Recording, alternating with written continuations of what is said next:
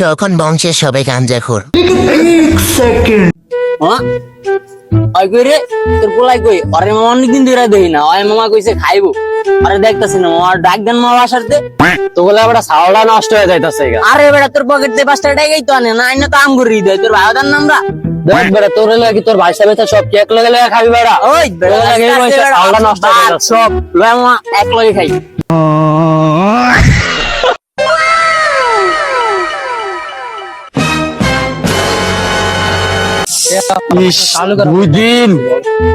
দুই দিন গাঞ্জা খাইতে পারি না। এই বাপেরও দেই না চাচারও দেই না, প্রত্যেকদিন বাপের পকেটে চুরি করে করে খাওয়াই। মানে ওরা আমার লাগে মানে এরকম করলো। কি রে বুঝিছি বাইসতে যাইতাছি বুঝিছি বাইসতে যাইতাছি মর খাই তোরে ডাক ওই বাইসতে তোকে ভাইয়েরা মার ব্যস্ত দেখ বেটা।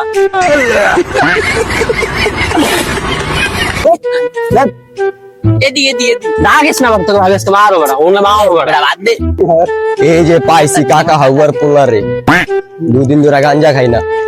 মানে কাকা দুদিন ধরে খাইতাছ বাইসতা তোরে খুঁজতাছি বাইসতা তোর বাপের লাগা তোর আমি আনতে পারতাছি না বাপ দিতে লাভ আছে তোর মার রে বাবা এই লাগ বড় রে বাপ ভাবিরে কই ভাই ভাই তোরা ভাবিরে কবি তোরা ভাই ভাই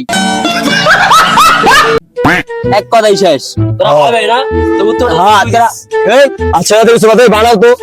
মাল খাওয়ার পর বাপুতের অবস্থা। ভাই কিন্তু কাজ অনেক বেশি হয়ে গেছে। বাপের দি ভাই গেলাইছ